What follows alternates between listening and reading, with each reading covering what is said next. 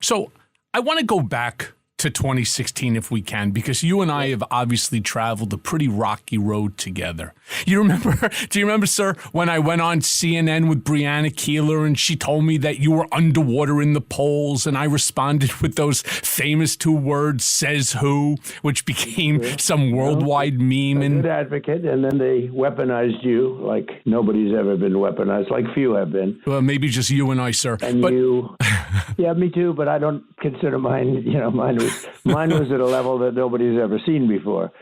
But they weaponized you. They weaponized a lot of people. And I respect the fact that you recanted everything you said. And that's a big thing that you did. That's a very big thing. Sir, you may remember that following morning you called me into the office after, and then you gave me one of those traditional Trump slaps on the shoulder, and you said to me, F them. You're stronger than them. We've got this. Now, the funny thing is that CNN never apologized. They never retracted anything. And now, years later, CNN, MS Now, and the other left-leaning outlets, they're doing the exact same thing, constantly talking about you being underwater with favorability numbers. Mr. President, what do you say to these people who keep bringing up polls when you're not even running for office again? What's the point? I'm not, and I think that we're doing really well in the polls, the real polls. If I were running today, I think I'd win by 25 points. I think we'd win by a lot. The economy has never been stronger. We're doing numbers that nobody's ever seen before. You take a look at what's going on with Venezuela. It was a one-day deal. It was actually a 48-minute deal. We had it was an attack where we took a truly bad person out of the country, including the wife, out of the country, and now standing trial. This was a very evil man. And the country, we are involved very much with the country, taking out millions and millions of barrels of oil, and that goes right into our treasury. We've done, the Venezuela was amazing, and now with Iran, they will never have a nuclear weapon. We're essentially controlling, and soon controlling the Straits. We're doing very well with Iran. The press doesn't like to say that, although a lot of the press does say it, because the Navy's gone, the Air Force is gone, the leadership is gone. Part of the problem is so many of the leaders are gone. It's not easy to make a deal. Nobody knows who's leading. But I think the public sees what we're doing, because Iran can never have a nuclear weapon. Very simple.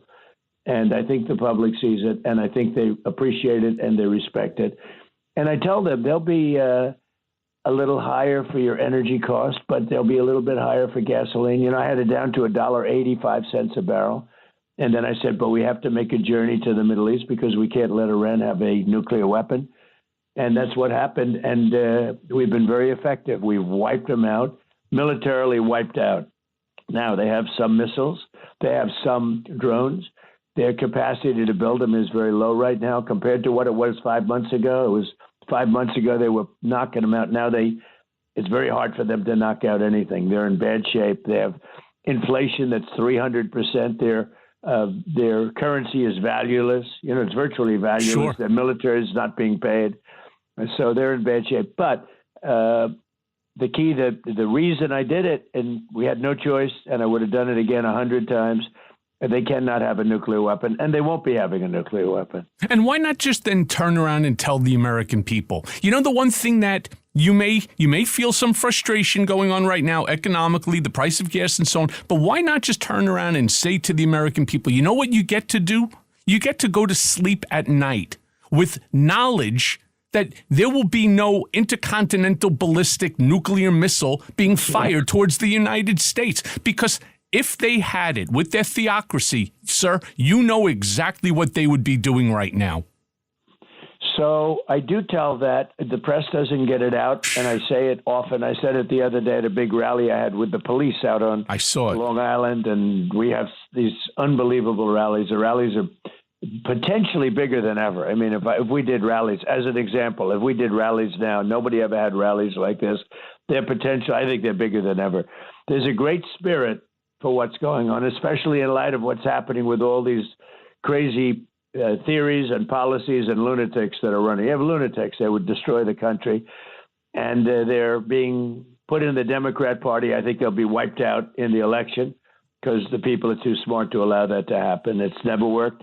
In 1,000 years, that stuff has never worked, and it's not going to work now. But they're not even smart people. You watch some of them, half of them can't even speak properly.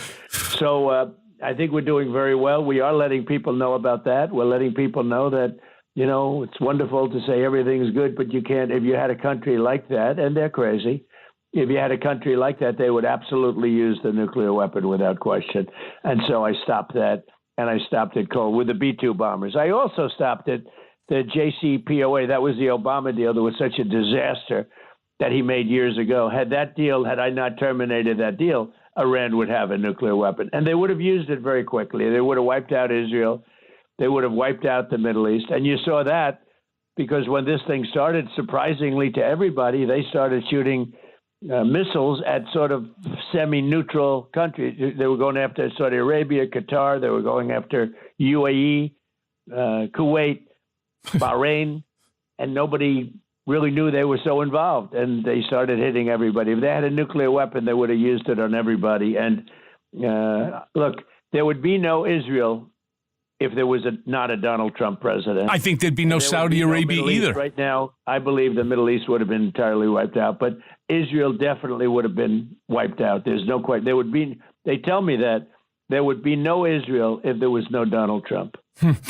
What surprised me was how did they end up with 1,000 pounds of 60% enriched uranium when allegedly, whether it was under Biden, whether it was under Obama, whether it was under every president, how did they end up with literally 1,000 pounds of nuclear grade, or soon to be made nuclear grade enriched uranium? So when we hit them with the B-2 bombers, which was an amazing attack, deep into the night with no moon, with no light, no nothing, and every bomb hit its mark and wiped their whole nuclear thing out. And it was, in fact, obliterated. But when we did that, people had no idea what to expect. No idea. You're going in there, you're going into a very, very dangerous place with these incredible machines. And the job they did, the job those machines and those pilots did was really amazing. But Obama allowed that to happen. Biden allowed that to happen. Other presidents allowed that to happen. This should have been done. This has been going on for 50 years, and this should have been, it's been 47, but we talk about it for 3 or 4 years. It's actually, the number is 51 years. But we say 47 because that seems to be the standard number that everyone uses. But this was going on for 51 years now, and it should have been taken care of by other presidents or other countries. And it wasn't. And Iran became the bully of the Middle East. They were bullying everybody around. They were the boss, and bad things were happening. And they would have absolutely taken out Israel, and they would have absolutely taken out the Middle East. And I guess they would have shot at us too. But had they had nuclear weapons, if they had that capacity, it would have been different. Now, when we hit them with the B-2 bombers, they were exactly 2 weeks away from having a nuclear weapon. And that's why I had to do it, because you cannot let them have that kind of a weapon. But Mr. President, that's a time period that most people are completely unaware of. That the imminence was there. Yep. Well, they knew it, but they forget it. The one thing in politics, like the border. When I came in, the border, they allowed 25 million people, many of them criminals, many of them murderers, many of them people from mental institutions, drug dealers. They were pouring into our country totally unchecked and unvetted. I solved the problem in 30 days and solved it beautifully in 60. And at the end of 90 days, nobody comes in. In fact, we have now, as you know, because they issue reports, and they're not issued by me, in the last 16 months, 0 people came in through our horrible, what was horrible southern border, where it was just an open sieve. It was an open wound, and 0 people came in. So what happens, though, is people forgot about that. They forgot we had a border problem. I got elected partially on the border. Yeah. By the way, that happened 2 times. When I ran in 2016, I got elected on the border. It was bad. But it was never bad like this. This was crazy, where Kamala was the border czar, and she never spoke to the Border Patrol. She never went there. She was the border. She knew less about the border than a child would know. So I solved the border problem, and nobody even talks about it. I did things that, because in politics, I've found It's got a 2-week life. A victory has a 2-week life. You solve a problem that was, according to most, insolvable. And I did it literally in 30 days. But I solved the problem early on and beautifully. We have a great border right now. I mean, people come into our country, but they have to come in legally, and they do come in legally. But nobody comes through our southern border. Nobody. Literally, it's hard to believe, actually. 25 million people came in, including murderers and so many others, into our country. And we get them out. And we're getting them out. But they came into our country, and I solved it. I solved the problem. And when I want to talk about it, experts, the so-called experts, if there's such a thing, they say, sir, nobody cares about the border. You solved the problem. They forgot. Yeah. They don't talk about it. So when you remind people, they say, wow, the border was a real problem. It was probably the biggest thing talked about during the election. And I solved it quickly and effectively. And everybody admits that, including the Democrats. I watch the Democrats now apologizing. They're saying we should have done that.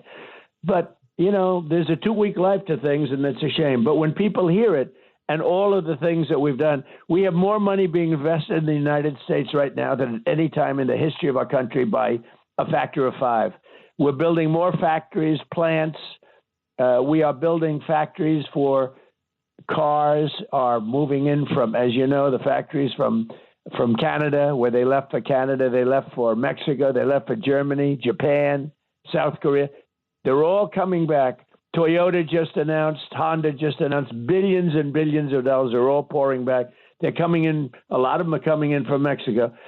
People don't like to write that. They're coming in because of tariffs. We've made a fortune with tariffs, a fortune. So, maybe, Mr. President, making a fortune, Michael, it's brought people in because companies are coming in because they don't want to make a car in Germany or in Mexico and have to pay a 25% tariff because it doesn't work for them. So rather than paying the 25% tariff, it's very simple. Some people still don't understand it, but they're all building. And in the next year and a half, you're going to see buildings open, and you already see it in the construction numbers. The construction jobs in this country are through the roof, and that's because of all the plants and factories being built all over our country. There's never been, it's a renaissance. There's never been anything like it. So maybe what we should do is then have a press conference and literally put out all of the accomplishments, because what's happening... Boss, you remember when I was by your side, I literally used to analyze the polls, right? And you remember how much attention that I used to pay to that methodology? I would come in, I would say to you, they're claiming that you're 31%, that you're underwater, but I showed you that the polls are crooked. The polls are... Exactly. So the reporters, as you know, are crooked, but many of them. You have some great ones, too, but for the most part, it's really dishonest. But the sample size is roughly... When you read the New York Times, it's so dishonest. When you read these things, and they're not doing well. Look, the reason they're not doing well is because they've lost a lot of credibility. And now you do have great journalists. You do have great reporters also. Many people are very good, very, very good. I could name them, but by naming them, I'll leave some out. But you also have a lot of people that see how good things are with the economy is a renaissance. There's never been anything like it. We had the greatest economy ever in my first term. This is going to blow it away. This is just going to blow it away. And when these factories and plants and everything else are finished, but already if you look at the jobs, we're bringing in chips into our country. We had no chips, nothing. We're zero. They got stolen from us, and they were brought to Taiwan. Those companies are now all coming back. We're building the biggest chip plants in the world right now, mostly in Arizona, and we're going to have chips. We're not going to have to import chips anymore. It's amazing what's happening. Yeah. Medicine is coming back. We learned that from COVID because we didn't make medicine. We literally had to rely on Ireland and China and other places for the medical and the medicine. And they're all coming back. Eli Lilly's building 6 major plants. Merck is building. They're all building. Pfizer. They're building massive amounts of medical for pharmaceuticals and drugs of all kinds. And it's including medical equipment. The medical equipment business is through the roof because if they don't come back, they have to pay big tariffs if they make it in Germany or other places. So they're building it here. What's happening now is a miracle. I hope it gets properly reported.